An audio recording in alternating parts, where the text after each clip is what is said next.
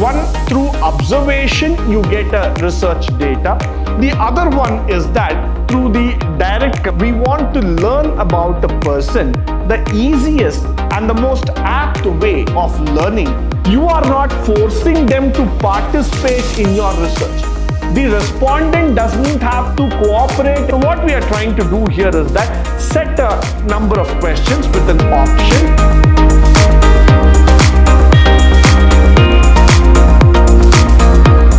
Good morning and welcome to session 5 of Unit 2 in Business Research Methods, where we are going to speak about primary data collection, and that too in terms of survey versus observation. Now let's just go further and try to understand what is this primary data. Now, we collect primary data during the course of experiment in experimental research, but in case when we do research, we go for a descriptive form and perform surveys. Now, what is this primary data all about? When a researcher decides that he wants to go and do the research all by himself, he wants to understand the implication of each and every data that is collected, each and every methodology that has been prescribed there. Automatically, he switches on to the primary data.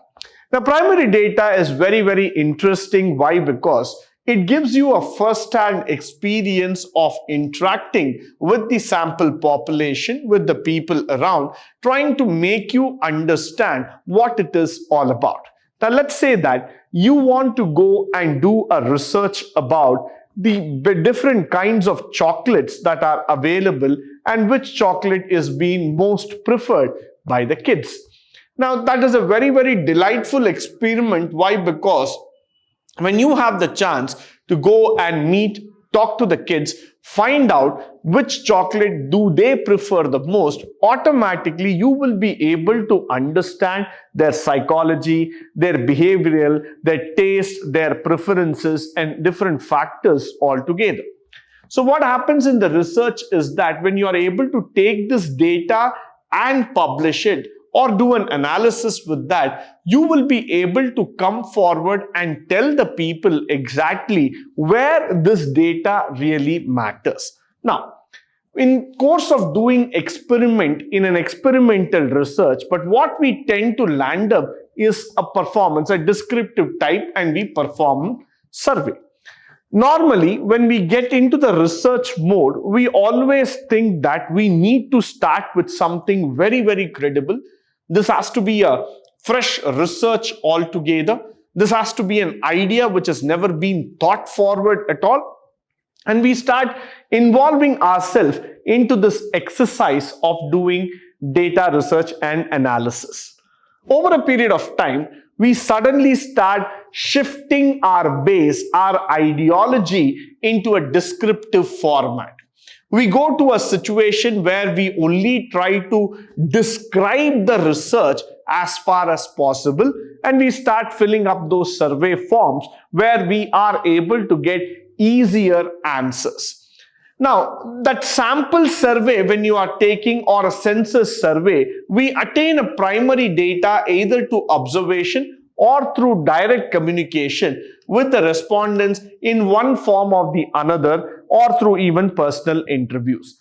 Now, the sample survey, or let us say that it's a census survey, or you're going to take a opinion survey, what is going to happen here is that you get an intermittent data. No doubt it's a primary data because you're going to meet people, you're going to ask them to, mark that forms, you're going to collect that data. It's wonderful because all said and done, the data is just going to be written in format of a questionnaire, and it's going to be interpreted according to you. But what happens here is that when you start doing that sample survey factor, there are two ways. One, through observation, you get a research data.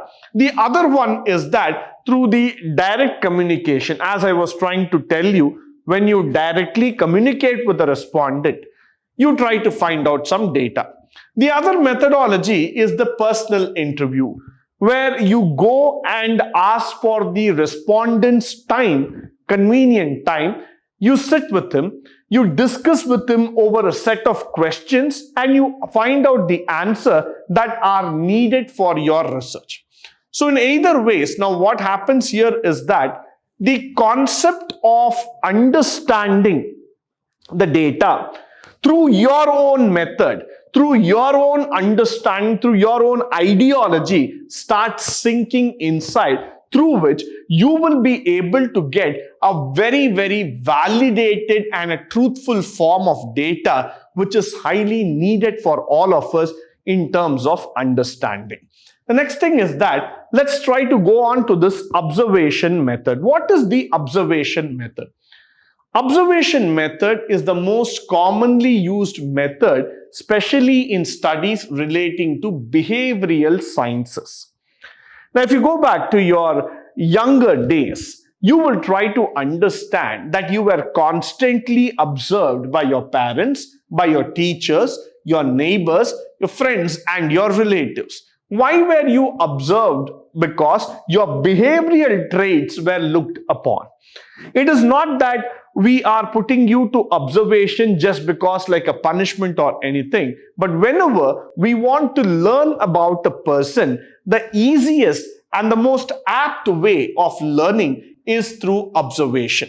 You observe their traits, you observe their patterns of behavior, the way they share the knowledge, the way they share their ideas, opinion, the way they talk, they communicate, they share their thought process with people around them, how they eat, how they walk, how they talk. All these kind of factors are a part of the behavioral sciences. So that is where the observation method comes into a great use. Now, this observation method is not only used by us, but it's also used by many organizations, many people, including the police, the defense, and the intelligence agencies. All these people go by observation method because they want to understand certain patterns, certain ideologies, certain methods about the people, about the surrounding, how things are happening, how they take into picture. All those factors are being calculated, are being understood by them. So in that sense, I would always say observation method is a very, very powerful method of looking into the data. Followed by when we observe things around us, but this sort of observation is not a scientific observation. Now, what is scientific in nature when we talk about observation? Normally, when you look around your surroundings, you will come across different kinds of data. You might look into a tree, you might look into a car, you might look into a person walking on the road, or you might be just observing the road, observing the climate, the sky, the nature, the earth. But all these kind of observations do not fall into scientific, which means to say that it is not an organized process. It doesn't follow a methodology. It is just a general, a random observation that you will be interested to do over a period of time. So that kind of observation will not be classified as a scientific observation.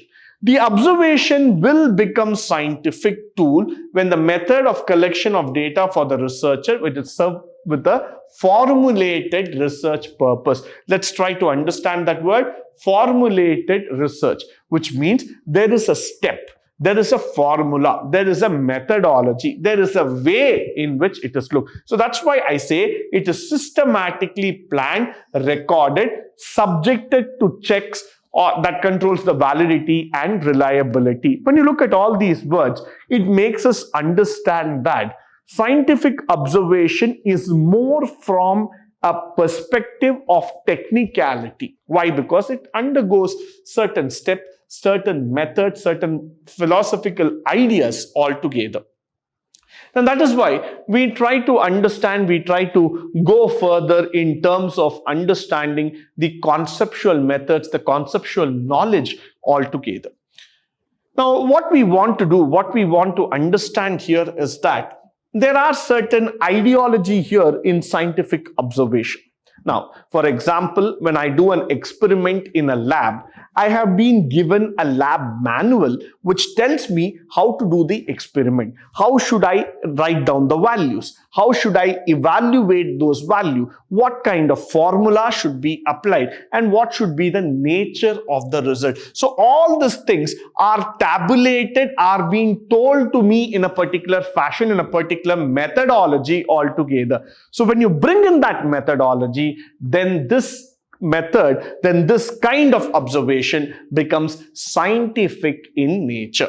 Now, for instance, when you are studying relating to the consumer behavior, investigator, instead of asking the brand of the wristwatch used by the respondent, may himself look at the watch. Now look at this difference altogether. You are doing a survey on watches. Instead of going to each and every customer and asking him, sir, what brand are you wearing? You try to observe people. What is the kind of brand that most sets in the mind of the consumer? It might be a Titan, it might be a G-Shock, or it might be a Tommy Hilfiger, it might be a Casio, it might be a Seiko, whatever might be the brand that we are talking about. But when you start observing things by yourself, you will try to understand that this is the kind of brand what people like. So the first-hand observation that you put in effort to understand becomes even more interesting, becomes even more meaningful altogether in the research pattern. Now, the next thing is that the observation method, the main advantage of this method, it is subjective bias is eliminated. So there's no subjective bias at all if the observation is done accurately. Secondly, if the information obtained under this method relates to what is currently happening, that's very, very important, to what is, it's not a complicated method, and in the behavior and future intentions or on the attitude. So when you get into this observation methodology altogether, this is something that is related to the current stand. What is exactly happening now? So when you are sitting down, let's say in the evening 6 o'clock, when you are going and sitting in a park and observing how the kids are playing, how the people are moving around, how they walk, how they talk, that is a current scenario what you have observed. That is a current impact that is being told across. So all these things is something which only an observation method can give you. No other method can give you that positivity altogether. So that's why I would say that this method's main advantage is all about understanding the trend, understanding the practice. The next thing is that this method is independent of the respondent to willingness to respond, such as relativity, or for example, demanding of active cooperation or going by a questionnaire method. You are just observing people. You are not forcing them to participate in your research. The respondent doesn't have to cooperate every time. He doesn't have to nod his head. He doesn't have to fill in a questionnaire. He doesn't have to answer your questions. He doesn't have to reciprocate to your mind thoughts. All you are doing is that you are involving in the research by yourself. You are a self-guided missile by yourself, which means to say that you have the capacity to understand your objectivity. You know what exactly you want out of the observation. You are doing it over a period of time with your knowledge, with your presence. So that is where observation method makes a huge difference altogether.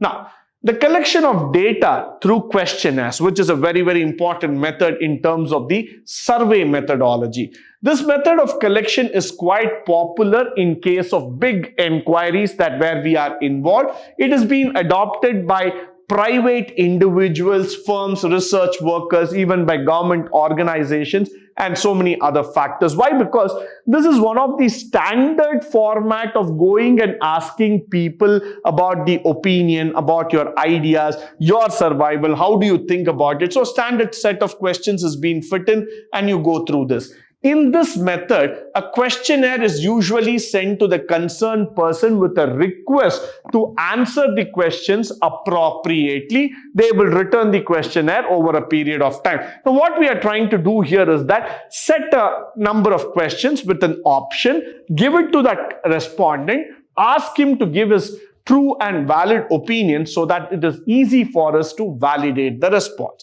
Questionnaire will consist a number of questions, a definite set, which is being mailed across to the respondent who is expected. They will fill in the answer in the given space meant for this purpose, and they will have to answer the questionnaire on their own. The most important thing is that in this method, it is expected that the respondent should not just copy the answers or just should not go on a random method. Rather, he has to respond on his own. So that is where the questionnaire becomes an effective format altogether. With this, I come to the end of this particular session. I hope and believe that this session was of a great help and resource to you. In the upcoming sessions, we shall be learning more about the different steps that are involved in research methodology and its application towards the modern business. Until then, stay tuned, stay blessed, and stay enlightened forever. Thank you once again for joining me today on this wonderful session.